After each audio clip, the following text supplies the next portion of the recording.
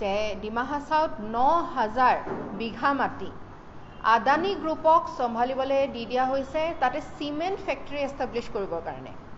এতিয়া এইটো এটা ভয়ংকৰ কথা এইটো কাৰণে, কাৰণ কি আমি জানো যে ডিমা হাছাও উমৰাংচুৰ যিখিনি অঞ্চল, সেই অঞ্চলটো বহুত মনোমোহা এটা অঞ্চল, আৰু তাতে আমাৰ ভূমিপুত্ৰ আমাৰ জনগোষ্ঠীয় লোকসকল আছে, ডিমাচা লোকসকল আছে, কাৰ্বি লোকসকল আছে, কুকি আদি ইত্যাদি কৰি বিভিন্ন জনগোষ্ঠীয় লোকসকল আছে। এতিয়া এইসকল লোকক উচ্ছেদ কৰি তেখেতসকলৰ যি ভূমি আছে এই ভূমি আদানী গ্ৰুপক গতাই দিয়াৰ যিটো ব্যৱস্থা যি হাতত লৈছে, ইয়াক আমি তীব্ৰভাৱে গৰিহণা দিছোঁ। বিজেপি চৰকাৰখনে আচলতে কৰিবলৈ বিচাৰিছে কি, আৰু বিজেপি চৰকাৰৰ আদানী গ্ৰুপৰ লগত এই যে নেক্সাছটো, এই নেক্সাছটো আমি মানে মুঠে আমি সমৰ্থন নকৰোঁ। তেওঁলোকে যেনেধৰণে আমাৰ অসমখনৰে গোপীনাথ বৰদলৈ, আমাৰ লোকপ্ৰিয় গোপীনাথ বৰদলৈ এয়াৰপৰ্ট গতাই দিলে, সময়ে সময়ে তেওঁলোকে এই পুঞ্জীবাদী যি গোষ্ঠী, এই গোষ্ঠীৰ লগত তেওঁলোকৰ যি মিত্ৰতা, এই মিত্ৰতাৰ ফলত আমাৰ গোটেই জাতি মাটি ভেটি যিটো ৰক্ষা কৰাৰ স্বাৰ্থত তেওঁলোক আহিছিলে, আজি সেই জাতি মাটি ভেটি তেওঁলোকে বিক্ৰী কৰিবলৈ ওলাইছে। আৰু ডিমা হাছাওত চিমেণ্ট ইণ্ডাষ্ট্ৰীত কৈ তেওঁলোকে যদি ডেভেলপমেণ্টে কৰিব বিচাৰিছে, আমাৰ টুৰিজম ছেক্টৰটো ডেভেলপ কৰিব পাৰে। বহুত মনোমোহা ধুনীয়া আৰু ছুইজাৰলেণ্ডৰ লগত যাক তুলনা কৰা হয়, এনেকুৱা এটা মনোমোহা এটা জেগা যদি আমি চিমেণ্ট ইণ্ডাষ্ট্ৰীলৈকে এৰি দিওঁ, তাৰ পৰা যিটো পলিউশ্যন হয়, চিমেণ্টৰ পৰা ইমান ভয়াৱহ ৰূপত পলিউশ্যন হয়। আগতে ডালমিয়া যিটো অনুষ্ঠান আগতে আছে ডিমা হাছাওত, ই অলৰেডি বহুত পলিউশ্যন কৰি থৈ দিছে। এতিয়া ইয়াৰ কাৰণে যেনেধৰণে তাৰে যাৰ জনগোষ্ঠীয় লোকসকলে প্ৰতিক্ৰিয়া দিছে, আমি তেওঁলোকক সমৰ্থন জনাইছোঁ, আৰু এনেধৰণৰ ব্যৱস্থাৰ পৰা যাতে বিজেপি বিৰত থাকে তাক আমি সকীয়াই দিব বিচাৰিছোঁ। কাৰণ কি কেৱল এইটোৱেই নহয়, আমি আৰু শুনিছোঁ যে আমাৰ যি হলংগপাৰ ৱাইল্ড লাইফ চেংচুৰী আছে যোৰহাটত, কেইদিনমান আগতে নৰেন্দ্ৰ মোদী ডাঙৰীয়াই এই হলৌ বান্দৰৰ সংৰক্ষণৰ ক্ষেত্ৰত মৰাণ জনগোষ্ঠীয় লোকসকলে যেনেধৰণে পদক্ষেপ লৈছে তাৰ এটা মন কী বাতত তাৰ উল্লেখ কৰিছিলে। সেই একেই বিজেপি চৰকাৰে আমাৰ হলৌ বান্দৰ, যিটো আমাৰ ভাৰতৰ ভিতৰত একমাত্ৰ এপ স্পিচিছ হয়, এই এপ স্পিচিছৰ সংৰক্ষণৰ কথা চিন্তা নকৰি হলংগপাৰ ৱাইল্ড লাইফ চেংচুৰীখন বেদান্ত গ্ৰুপক গতাই দিয়াৰ যিটো মানে তেওঁলোকে ব্যৱস্থা লৈছে, তাৰো আমি গৰিহণা দিছোঁ। এই ধৰণৰ যি তেওঁলোকে মানে কোনো পৰিকল্পনাবিহীন যি তেওঁলোকে এটা ব্যৱস্থা গঢ়ি তুলিছে, যে পুঞ্জীবাদীৰ লগত তেওঁলোকৰ যিটো নেক্সাছ, এই নেক্সাছটো আমি এতিয়াই বন্ধ কৰিবলৈ তেওঁলোকক আমি সকীয়াই দিছোঁ।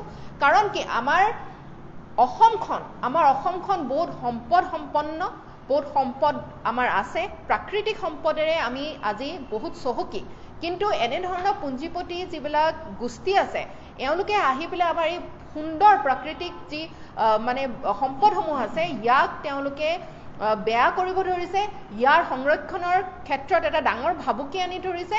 আৰু আমি জানো যে প্ৰত্যেকটো জীৱ, প্ৰত্যেকটো মানে জেগা আমাৰ অসমখনক তুলি ধৰাৰ কাৰণে এটা গুৰুত্বপূৰ্ণ ভূমিকা থাকে।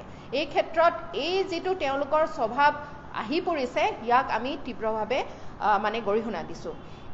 দ্বিতীয়তে তেওঁলোকৰ যি এই বুলডোজাৰ চলোৱা বা উচ্ছেদ চলোৱাৰ যি তেওঁলোকৰ পৰিকল্পনা, যি ধৰণে তেওঁলোকে জেগাই জেগাই এভিকশ্যন ষ্টাৰ্ট কৰিছে, আৰু সোণাপুৰৰ যেনেধৰণে আমাৰ উচ্চতৰ ন্যায়ালয়ে ক'লে যে তেওঁলোকে গভৰ্ণমেণ্টে এনেকুৱা ধৰণৰ কথা হাতত ল'ব নোৱাৰে য'ত নেকি মানুহৰ খিলঞ্জীয়াৰ মানে ভূমিৰ ওপৰত তেওঁলোকৰ যি মানে যি অধিকাৰ আছে, এই ক্ষেত্ৰত আমি দেখিবলৈ পাইছোঁ যে আমাৰ খিলঞ্জীয়াৰ জাতি আৰু মাটিৰ ক্ষেত্ৰত তেওঁলোকে যেনেধৰণে কোনো ধৰণৰ পৰিকল্পনা নোহোৱাকৈ কেৱল উচ্ছেদ আৰু উচ্ছেদৰ যি তেওঁলোকে ধাৰা অব্যাহত ৰাখিছে, ই আমাৰ অসমখনৰ কাৰণে এটা ডাঙৰ ভাবুকি হৈ আহিছে।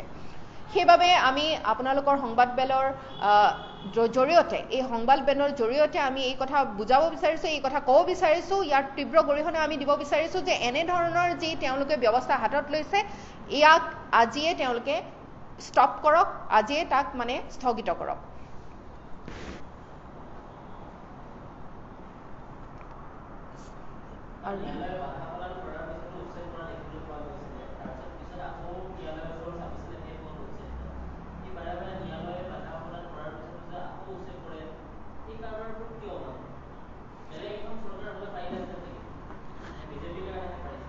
বিজেপিৰ এটা দম্ভালি মৰা এটা স্বভাৱ আছে, এটা আসুৰিক স্বভাৱ আছে যে তেওঁলোকে আমাৰ ভূমি এটা কিমানখিনি আমাৰ ভূমিপুত্ৰ আছে, কিমানখিনি খিলঞ্জীয়া জনগোষ্ঠীয় লোকসকল আছে যি ডিমা হাছাও বা কাৰ্বি আংলং বা আমাৰ চাহ জনগোষ্ঠীৰ লোকসকল হওক, এইসকল লোকসকলে নিজৰ ভূমিপট্টাৰ কাৰণে আজি বিৰাট ডাঙৰ এটা সংগ্ৰাম চলাবলগীয়া হৈছে। তেওঁলোকৰ কোনো ধৰণৰ ৰিলোকেশ্যন ৰিহেবিলিটেশ্যনৰ পৰিকল্পনা নোলোৱাকৈ কেৱল উচ্ছেদৰ যি তেওঁলোকৰ পৰিকল্পনা, তেওঁলোকে যি ধৰণৰ ধাৰা ৰাখিছে, ই আমাৰ জাতিটোৰ কাৰণে, অসমখনৰ কাৰণে কোনোপধ্যেই ই লাভজনক নহয়। আমাক বহুত ক্ষতি কৰিছে, খিলঞ্জীয়াক ক্ষতি কৰিছে। আৰু যিহেতু আম আদমি পাৰ্টি আমি আমাৰ অসমৰ খিলঞ্জীয়াৰ হকে, খিলঞ্জীয়াৰ অধিকাৰৰ হকে আমি থিয় দি আহিছোঁ, আমি তাৰ তীব্ৰ গৰিহণা দিছোঁ। আৰু বিজেপি চৰকাৰে এই ক্ষেত্ৰত হুঁচিয়াৰ হ'ব লাগে যে তেওঁলোকে এনেধৰণৰ যদি মানসিকতা ৰাখে তেনেহ'লে তেওঁলোকৰ এই ২৬ৰ ইলেকশ্যনৰ কিন্তু আমাৰ অসমৰ ৰাইজে তাৰ প্ৰত্যুত্তৰ দিব। বিজেপি চৰকাৰখন প্ৰথমে কি বুলি আহিছিলে আমাৰ মাজলৈ যে জাতি মাটি ভেটি ৰক্ষাৰ স্বাৰ্থত আমাক ভোট দিয়ক, তেনেকৈতো বিজেপি চৰকাৰখন আহিছিলে ন। আজি বিজেপিয়ে কি কৰিছে? উমৰাংচুৰ, ডিমা হাছাও জিলাৰ উমৰাংচুৰ তাৰ স্থানীয় ৰাইজ, স্থানীয় ভূমিপুত্ৰ তেখেতসকলক উচ্ছেদ কৰিবলৈ ওলাইছে। তেখেতলোকৰ কি মানৱীয়তা নাই নেকি? তেখেতলোকৰ কি দয়া মমতা নাই নেকি? এই চৰকাৰখন কি কৰিব ওলাইছে আমি বুজি পোৱা নাই। এই চৰকাৰখনক আমি প্ৰশ্ন কৰিব বিচাৰিছোঁ। এনেবোৰ কামত আজি চাওক, আজি বিজেপি চৰকাৰে কি কৰিব লাগিছে? জনসাধাৰণৰ কাম কৰিব লাগিছিলে, জনসাধাৰণৰ উন্নতিৰ কাম কৰিব লাগিছিলে। বিজেপি চৰকাৰে কৈ থাকে যে জনসাধাৰণৰ উন্নতিৰ কাম কি কৰিছে? অলপ দিনৰ পাছত তেখেতলোকে স্কুটি দিব ওলাইছে। সেইবিলাক কি আমাৰ কাৰণে ভাল কাম নেকি? তেখেতলোকে অৰুণোদয় দিছে, অৰুণোদয় দি আমাক কিমান উন্নতি কৰাইছে? তেখেতলোকে কৰক, বস্তুৰ দাম কমক, সামগ্ৰীৰ দাম কমক তেখেতলোকে।